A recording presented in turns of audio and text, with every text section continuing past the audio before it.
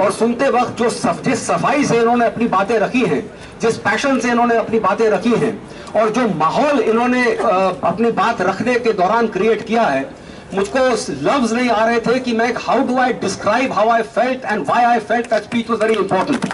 And I thought that the one way I could pay tribute to that speech which he made on the night of Thursday evening was by thinking of and quoting from a speech that also became a classic speech of a whole decade of the 1960s. I think what Kanhaiya did that day was quite iconic as far as what he was saying and the way in which he said it. But I am, वो रही बात, उसकी अहमियत अपनी जगह पर है. मैं ये कहना चाहता हूं कि इसके पहले जो पिछले 3.5-4 हफ्तों से जेएनयू के अंदर जो छात्रों ने, शिक्षकों ने मिलकर एक आंदोलन खड़ा किया है, मैं उसकी अहमियत पर 2-4 लफ्ज कहना चाहता हूं. क्योंकि वाकई आपको पता ही होगा, क्योंकि आपके पास सॉलिडारिटी मैसेज यहां से वहां से आए हैं, लेकिन दूर दराज कहां कहां बैठे हुए लोगों को, कई लोगों को ऐसा लगा है जो मैसेज ना भी दे सके हो, जैसे वीराने में चुपके से बाहर आ जाए, सहराओं में चले हौले से बादे नसीम, जैसे बीमार को बेवजह करार आ जाए. ऐसा कुछ एहसास हुआ. मैं अक्सर सोच रहा था हाउ डू आई बयान कैसे करूं कि जो हो रहा था यहाँ पर उससे कई हम लोग को कैसा लग क्या रहा था. या फिर यूं भी कह सकते हैं कि ये जो फैज की नज्म से लिखी हुई पंक्तियां हैं कि इसमें आपने बोल ज़बां अब तक तेरी है, बोल कि लब आजाद है तेरे, बोल कि जा अब तक तेरी है, जैसे कि इसमें आपने एक नई जान फूंक दी हो. और there's so much that came back. I mean, one was reminded of so many struggles in JNU, or student struggles of the 1968, of struggles in Ramjas where I teach in the early 1980s, which was student and teacher-led struggles together with कर्मचारीज, कि अगर वो ना हुई होती और जिस पैमाने पर वो ना हुई होती, तो जो भी थोड़ा बहुत democratization हुआ है in the functioning of Delhi University, that simply would not have happened. It reminded me of speeches. It reminded me of struggles, of course, not only of student struggles, but it also reminded me of slogans, of songs that have been sung by people in struggle, because no struggle can happen without slogans, no struggle can happen without song, no struggle can happen without speeches, no struggle can happen without conversation. In fact, one of the abiding images of all those who participated in the struggles of 1968, if you go back and read some of the memoirs, what is it that people remember? They don't remember the issues that were raised all the time, but what they do remember is that in societies and on the streets and in the metro, in the university, at homes, people who never spoke to each other were actually talking to each other. The abiding memory is of conversation, not the attempt. It is of speech, it is of words. And this is why I want to also say that I think something remarkable has happened in the last 3.5 weeks. And it has happened very slowly. Because just come to think about it. एक मौका था 9 फरवरी के एकदम बाद, जबकि ऐसा लगा, और ना सिर्फ आपको, लेकिन जो लोग बाहर बैठे थे, जिनको परवाह है यूनिवर्सिटीज की, जिनको परवाह है दिमागों की, जिनको जो मानते हैं, जैसे कि रोहित बबूला मानते थे कि जो इंसान जो है वो सोने की धूल का बिनी हुई शानदार चीज है, ये सारे के सारे लोग जिनको यूनिवर्सिटीज और दिमाग और ये चीज अहमियत रखती है, जब ये हुआ 9 फरवरी के बाद, और जिस प्रकार का जेएनयू के ऊपर, छात्रों के ऊपर, शिक्षकों के ऊपर, उसके पूरे इतिहास के ऊपर जो प्रहार होता है शासन के द्वारा, उसके बाद वाकई ऐसा महसूस हो रहा था, डर तो लग ही रहा था, लेकिन वाकई ऐसा महसूस हो रहा था जैसे कि पैरों तले जमीन खिंच गई हो. वाकई ऐसा महसूस हो रहा था, we were all, particularly you were really down on the ground. You were down on the ground with your backs up against the wall, and then you have fought back. And how? You have not fought back with stones and sticks. You have not fought back with brickbats. You have not fought back with abuses like anti-national or anti-patriotic. You have not fought back by degrading language. You have not fought back by degrading and dehumanizing language. You have fought back by using the power and all the beauty of words. And I think that's very, very important. Because as Harita says in his memoirs, everything ultimately exists in the word. And you have actually used the word. You have used evocative images. You have used cartoons. You have used song, you have used slogans, and in that process, in the last 3 weeks or 3.5 weeks, I think you have begun to change the public discourse regarding students, regarding JNU, and regarding a number of other things. And this, I think, is no mean achievement, because there are those who continue. There are those who continue to dehumanize, to brutalize, to bloody that which makes us human. That which makes us human is the mind and the speech and words. And until last night, they are asking for a ton of Kanyakumar. It's blood that they are asking for. It's blood which is being asked for. And I just want to emphasize that hats off and salute to all the students and to all the teachers who in a moment of crisis, with their backs up against the wall, have actually fought back and fought back. How? And they fought back with words. This is no mean achievement. You have used, I'll take another 2 or 3 minutes, I'll stop. You have used all the power of reason and passion at your command. You have dipped into the resources of the Republic of Ideas and Imagination. A republic of ideas and imagination which is much, much bigger, much more beautiful than any kind of narrow identities. That is the resource you've dipped into.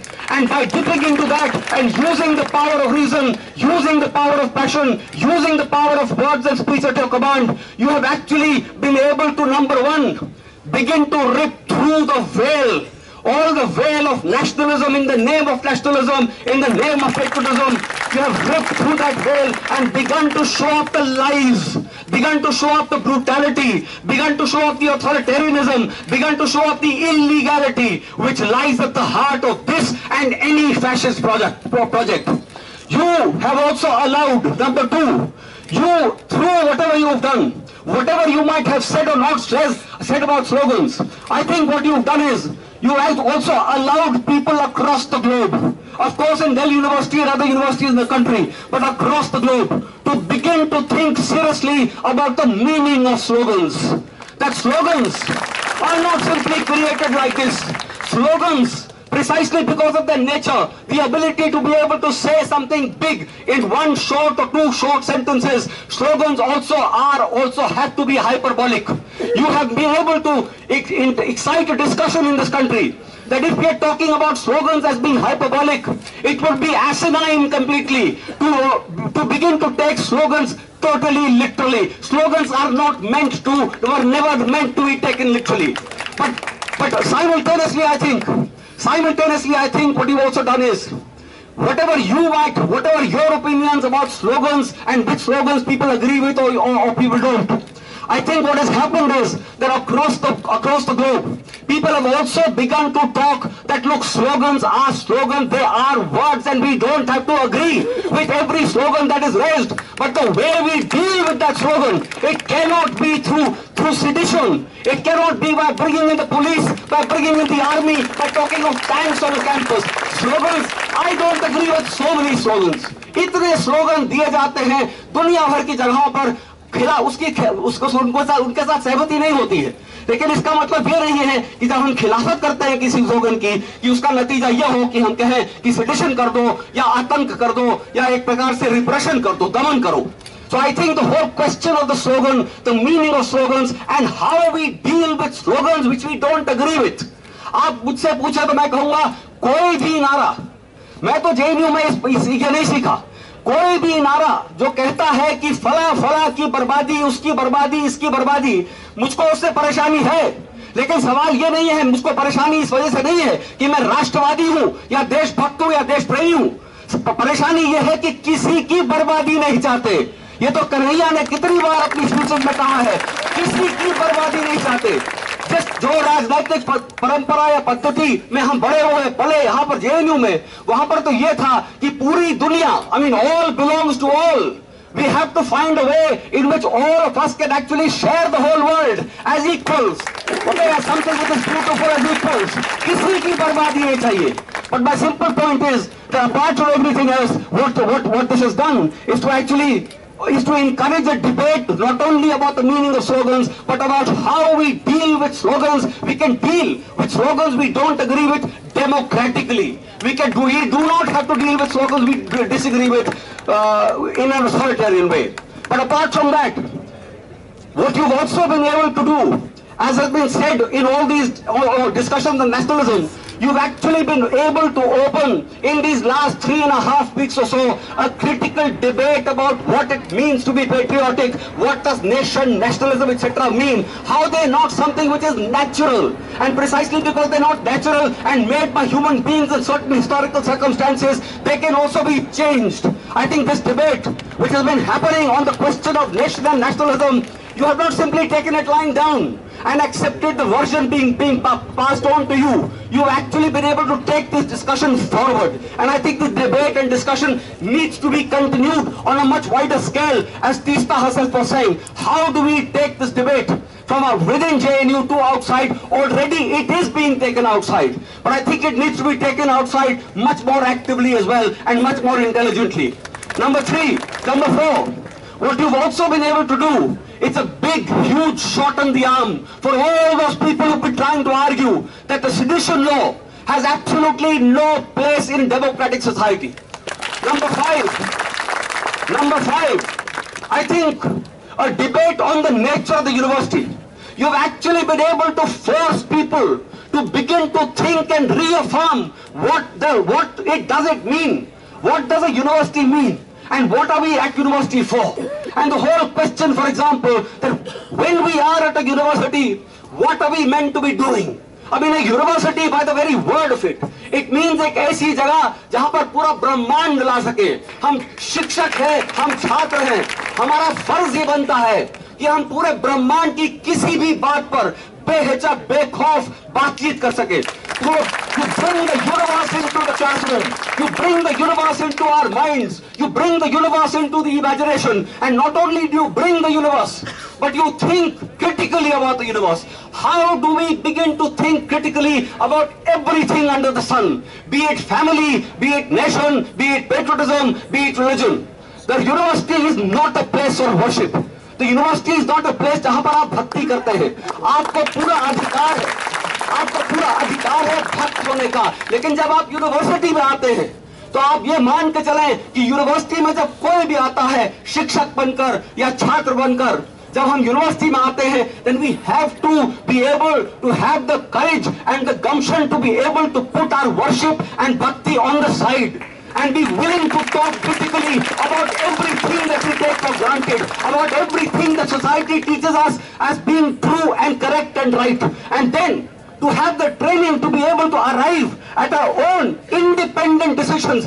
That is the meaning of becoming adults, and that is the function a university must perform.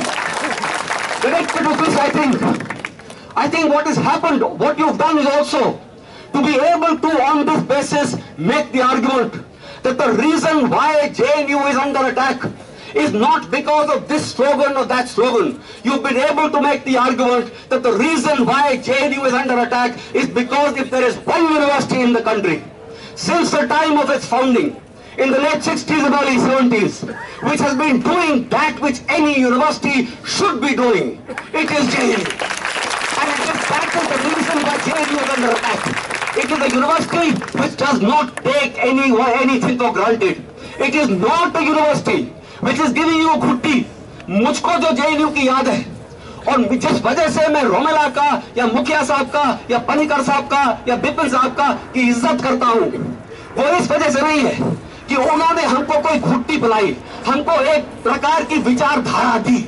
हमको इज्जत इस वजह से करते हैं क्योंकि पहली मर्तबा हम शिक्षा का अर्थ क्या होता है, उसका मकसद क्या होता है, वो हम समझे.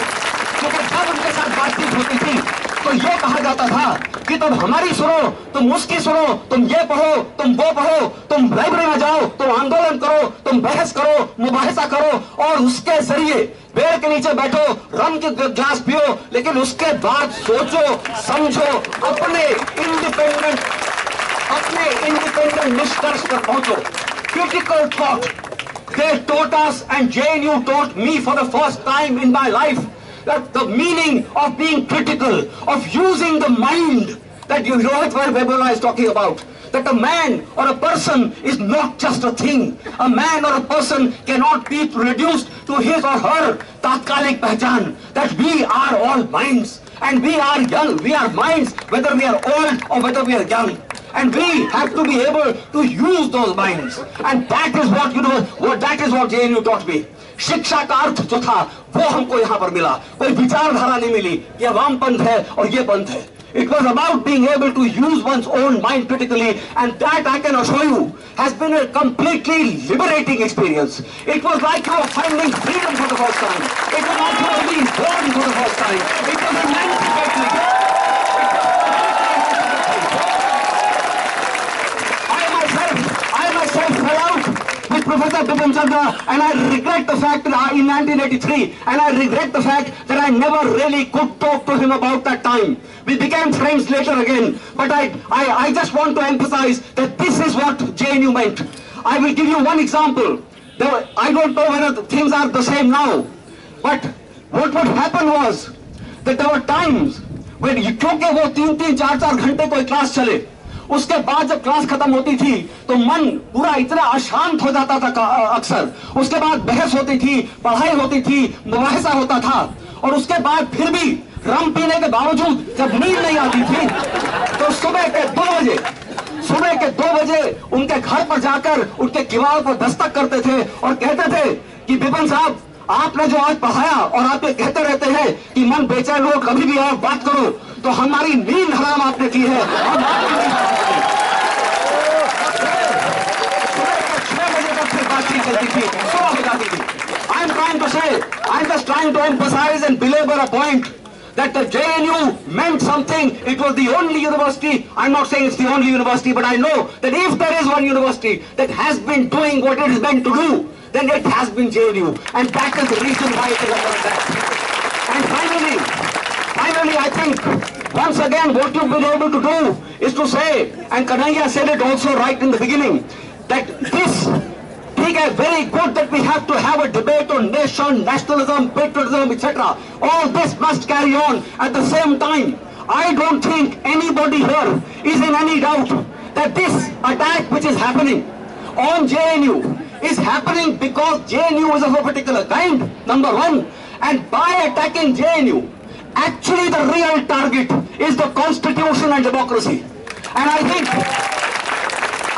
and this is something that Kanhaiya has been saying repeatedly, and he said in the beginning just now. And we have to be conscious that in fighting for JNU, we are not only fighting for JNU, no matter how valuable JNU is, and no matter how valuable JNU has been. We are simultaneously fighting for the constitution and for the preservation and deepening and strengthening of democratic rights in this country. It's only with that. They're important enough in themselves. They're important enough in themselves. But if we are not able to secure the freedoms guaranteed and the rights guaranteed in our constitution, then all the struggles for azadi that all of you have been talking about, that Kanhaiya spoke about so lucidly, so eloquently in his speech on Thursday night, all those struggles become that much more difficult. So in order to be able to make this country a better place to live in for all its citizens, in order to be able to make our own lives much more meaningful, okay, we have to somehow find a way of maintaining, I would not say ekta. I would say we have to find a way of continuing कि डाले हाथों में हाथ चलेंगे साथ साथ, because ekta is a problematic slogan.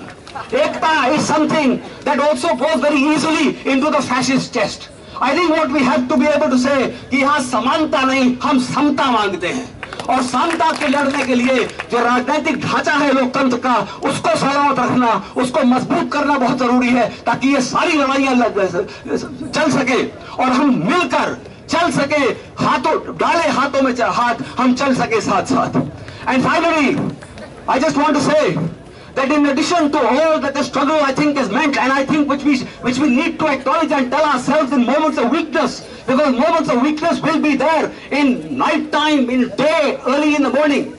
But I think we also need to tell ourselves, and I want to end by this, that the final thing that I think has been quite remarkable is that despite the conditions under which the struggle has had to be fought, despite the provocations coming from here and there and everywhere, despite the blood and gore which is being evoked all the time from the other side, apart from fighting with words, I think there is an element of grace. There is something about grace which was there in Kanhaiya's speech, and it has been there, for example, on the 2 occasions that I've heard Sheila speak. And that grace, I mention this because grace, like the quality of mercy, mercy is not the same thing as forgiveness, as forgetting. I think we need to remember, but we also need to remember that there is something called mercy, there is something called forgiveness. And like the quality of mercy and forgiveness, I think grace is something that has gone missing in the politics and the practice of the politics of contemporary politics. And when I'm saying grace, what do I mean? I end with Mario Savio, because the same man who gave the speech I began with was also the man, before giving the speech, when he gets up he wants to stand up on a police patrol car. What does he do? He does not simply get on to the police patrol car. Instinctively, reflexively, he takes off his shoes. He takes off his shoes so that even the police car which he's going to be protesting against, even that police car does not get scratched. So he says what he wants to say, but he also says it with words, but also with grace. And I think somewhere what has happened at JNU is also a reflection that you have the power to be able to fight back with words, and you can do it with grace. And we all need to do it with words and with grace. Thank you, all of you.